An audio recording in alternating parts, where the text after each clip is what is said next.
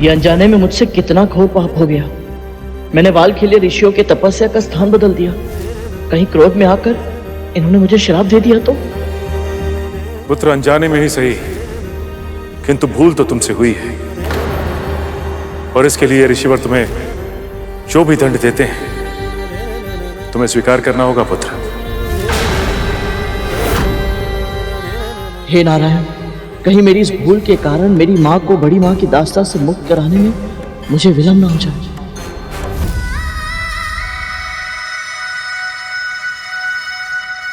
गरुड़, क्या हुआ? क्या देखा तूने? कहां तक पहुंचा गरुड़? दीदी, आज तेरे सामने वो अवसर है, अपनी मां को हर बंधन से मुक्त करवा सकता है। बस एक बार मुझे अमृत कलश लाके दे दे। बस अब और अन्याय नहीं सहूंगी मैं। क्या हुआ? तू कुछ बोल क्यों नहीं रही है? बोलना, क्या हुआ?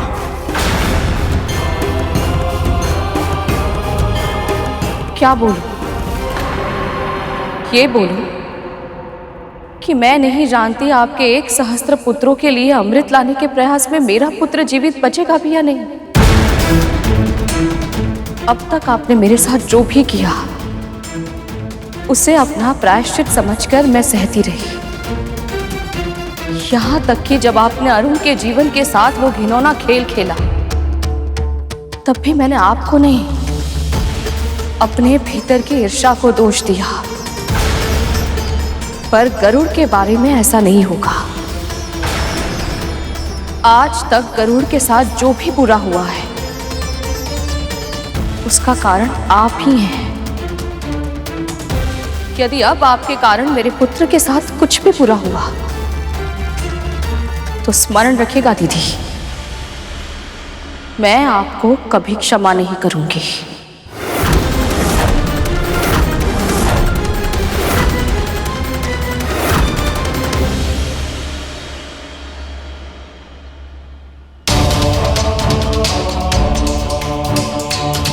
मुझे इन वाल्खील्य ऋषियों को इनके ध्यान से जगाना ही होगा, अन्यथा जब इनकी साधना समाप्त हो जाएगी तब ये जानकर के इनके साधना स्थल को बदल दिया गया है तो वो इस बात को अपना घोर अपमान समझेंगे।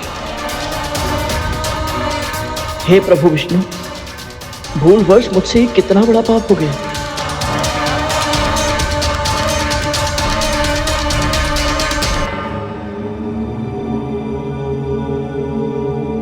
हे महान ऋषिगण, हे वाल्खील्य ऋषियों, मैं ब्रह्मा पुत्र कश्यप आप सबका आवाहन करता हूं, कृपा करें। जितना छोटा वाल्खील्य ऋषियों का कद है उतना ही ऊंचा प्रताप है उनका, तभी इनका श्राप भी अति भयंकर है।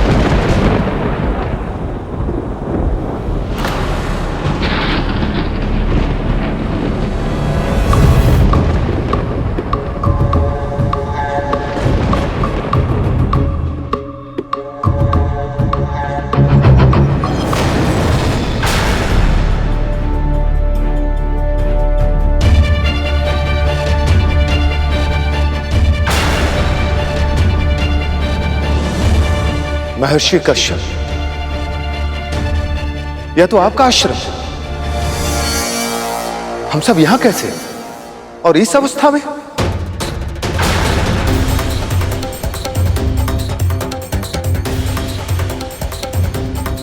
ऋषिवर, इससे पहले कि आप कुछ कहें, मैं आपसे कुछ कहना चाहता हूं।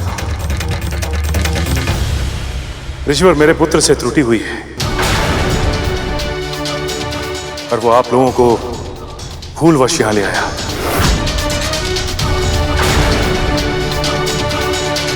गरुड़!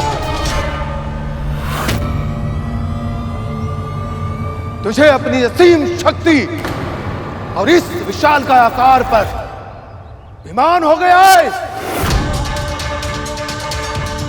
हमने ही तुझे आशीर्वाद दिया और तूने इस असीम शक्ति का हम पर ही प्रयोग करने लगा। तुझे अभिमान हो गया है गरुड़, तुझे अभिमान हो गया है।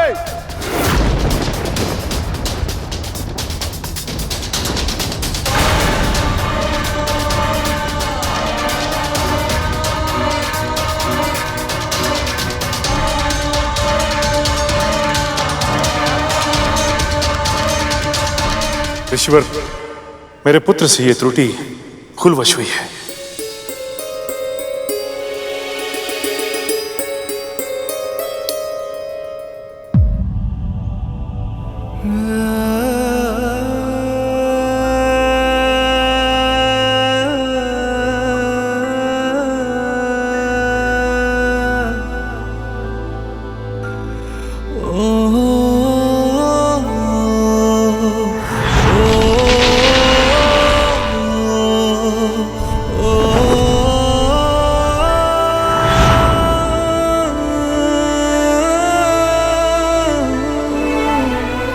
मुझे क्षमा कर दीजिएगा। मेरा आधा ध्यान भोजन पर था और आधा ध्यान अपने लक्ष्य पर। मेरी बड़ी माँ ने मुझे अमृत लाने के लिए भेजा है ऋषिवर। यदि मैं अमृत लाकर उनके सामने रख पाया तो वो मेरी माँ को दास्ता के बंधन से सदैव सदैव के लिए मुक्त कर देंगी। आप मुझे दंड अवश्य दीजिएगा, मैं शीश झुकाकर उसे स्वीकार कर लूंगा। परंतु आपसे एक विनती है, मुझे ऐसा कोई श्राप मत दीजिएगा जिससे मेरी माँ की मुक्ति में विलंब हो।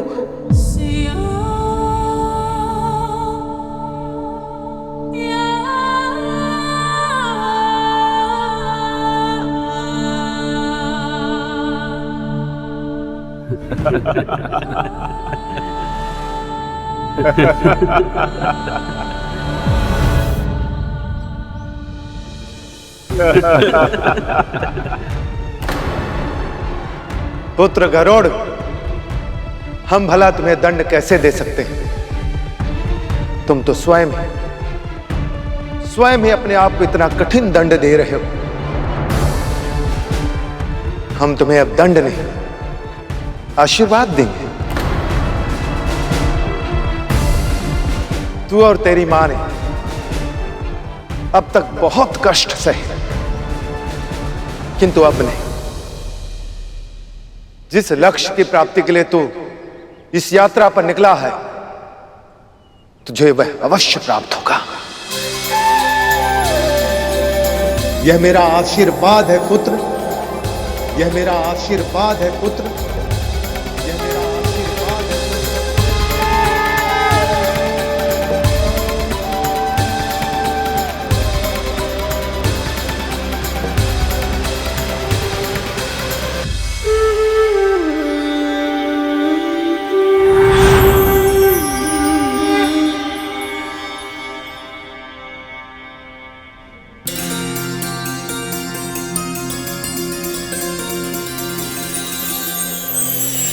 पिताजी, आज्ञा दीजिए।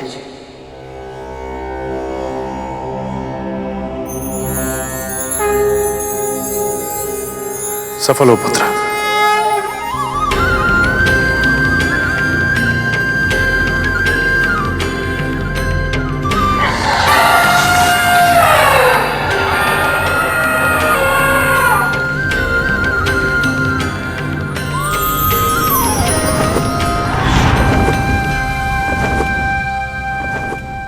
प्रभु, गरुड़ न केवल दंड से बच गया, बल्कि उसने वाल्खिल्य ऋषियों का आशीर्वाद भी प्राप्त कर लिया। अब तो इसकी विजय निश्चित है प्रभु। गरुड़ ने सच में आपका मन जीत लिया है देवी, किंतु आप ये ना भूलें कि यदि गरुड़ अमृत पाने में सफल भी हो गया, तब भी अंत में उसे मेरा सामना करना होगा।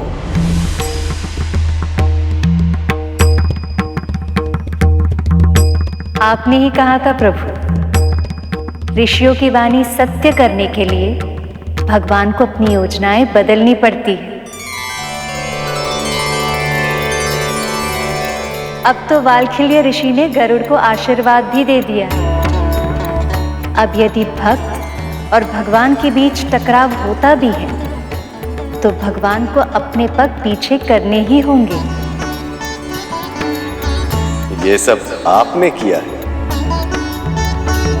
प्रभु, तो क्या यह संयोग नहीं था कि जिस स्थान पर गरुड़ ने अपना भोजन करना चाहा, वाल्कील्य ऋषि भी वहीं तपस्या कर रहे थे? संयोग नहीं, सहायता। देवी लक्ष्मी द्वारा गरुड़ की गई सहायता।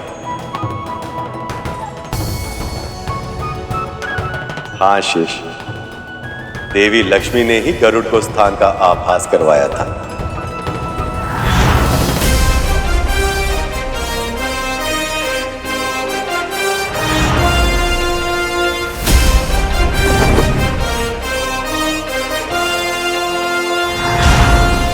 प्रभु, यदि आप देवराज का साथ देंगे तो मुझे भी गरुड़ का साथ देना ही होगा।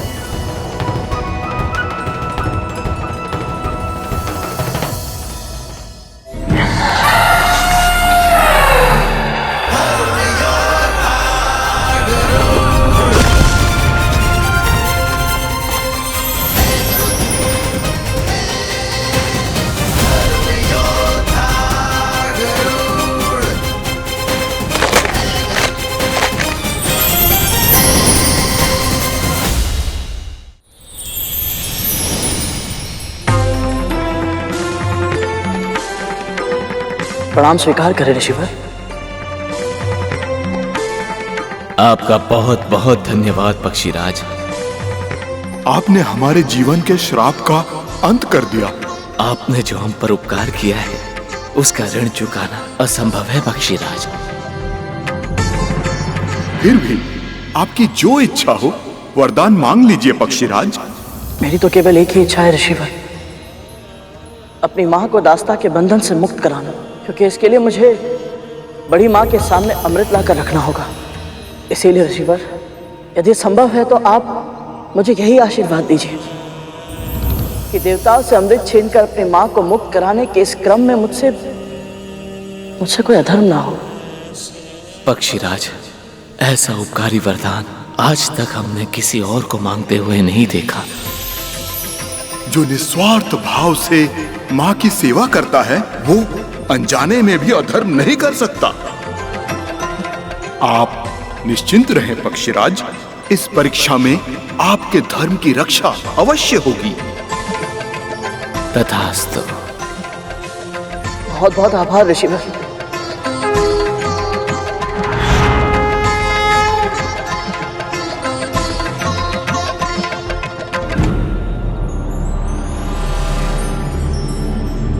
ऋषियों ने वरदान दिया है, इसका अर्थ यह है कि धर्म की रक्षा करने का कोई ना कोई उपाय अवश्य है। परंतु उपाय क्या होगा? क्या मैं समय से पहले उस उपाय को पहचान पाऊंगा? क्या धर्म किए बिना मैं अपने लक्ष्य तक पहुंच पाऊंगा?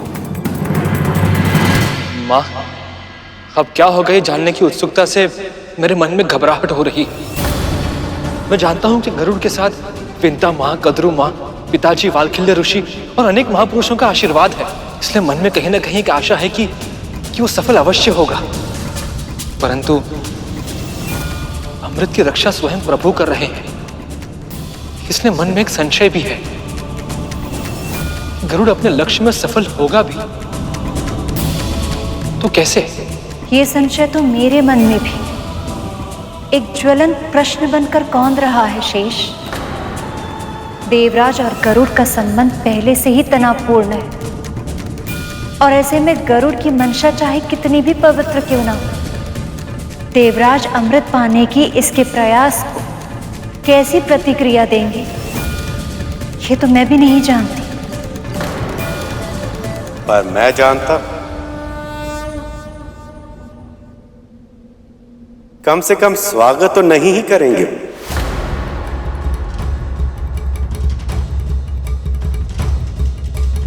अमृत पान करने के बाद देवताओं के साथ साथ देवराज इंद्र के मन में भी मृत्यु का भय समाप्त हो गया। और जिसके मन में मृत्यु का भय समाप्त हो जाए तो वह अपने शत्रु का सामना करने के लिए किसी भी सीमा तक जा सकता है, विशेषकर तब जब उनका शत्रु उनके अति विशेष शक्ति के स्रोत को ही छीनने आ रहा हो। माँ, यदि ऐसा हुआ तो क्या करेगा गरुड़? कहीं अमृत के लिए देवताओं और गरुड़ के बीच भीषण युद्ध न छिड़ जाए।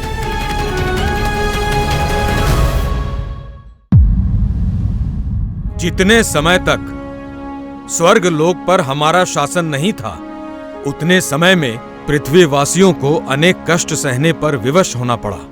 असुरों के आतंक के कारण हम सभी देवता अपने अपने दायित्व को पूरी तरह निभा नहीं पाए, जिसके कारण अनेक अनुष्ठान अधूरे रह गए। हमें न केवल अतीत में हुए हानि की भरपाई करनी है, बल्कि हमें यह भी निश्चित करना है कि ऐसी विपत्ति संसार पर और हम पर फिर कभी ना आ सके। असुर अभी के लिए छिप अवश्य गए हैं, पर उन्होंने पूर्णतः अपनी हार स्वीकार नहीं की है।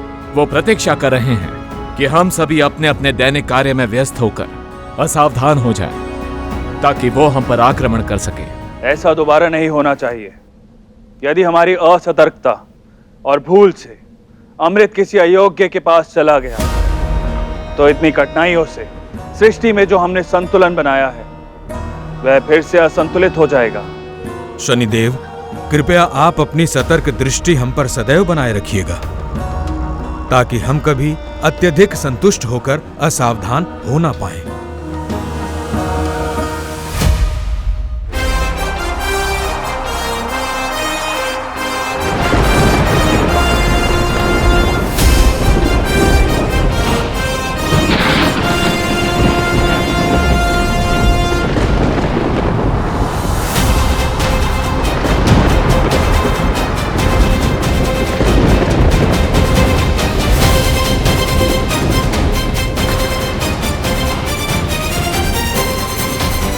देवराज, देवराज, मेरा मन बहुत अशांत है। अवश्य कुछ अशुभ होने वाला है।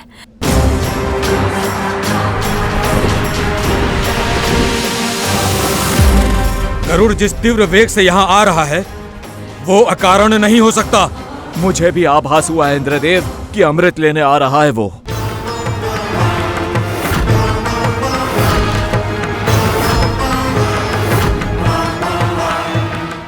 जिस पल तू मेरे नेत्रों के समक्ष अमृत लाकर रखेगा, बस उसी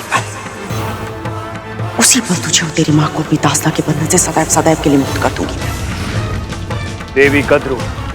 देवी कद्रू ने गरुड़ को वचन दिया कि यदि गरुड़ उन्हें अमृत लाकर देगा, तो वो देवी विंता को मुक्त कर देंगी। गरुड़ अपनी मां के लिए कुछ भी कर सकता है देवराज। गरुड़ की प्रशंसा करने से वो लौट नहीं जाएगा। ये समय अमृत की रक्षा करने का है देवगण।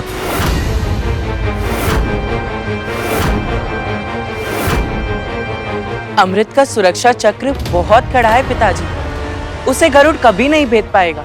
पर मैं उसे अमृत के मुख्य कक्ष तक भी पहुंचने नहीं दूंगा जयंत। उसे मार्ग में ही रोकना होगा। शनिदेव, अमृत पर अधिकार न होते हुए भी उसे पाने का प्रयास करके गरुड़ ने बहुत बड़ा पाप किया है। उसे इस पाप का दंड दीजिए।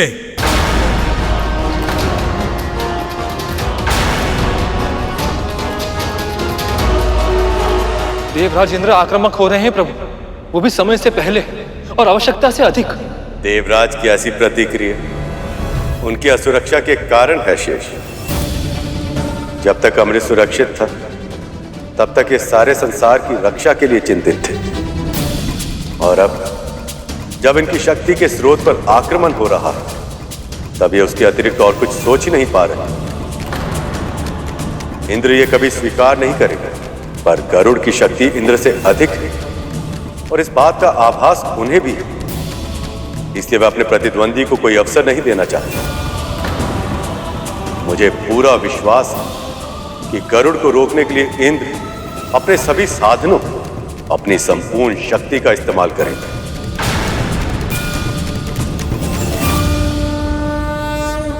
क्षमा कीजिए देवराज, परंतु मैं गरुड़ को पहले ही वरदान दे चुका हूं कि वो मेरी वक्र दृष्टि से सदैव सुरक्षित रहेगा। इतनी सरलता से मैं उसे जीतने नहीं दूंगा। अमृत पर केवल हमारा अधिकार है। और उसकी रक्षा मैं किसी भी मूल्य पर करूंगा।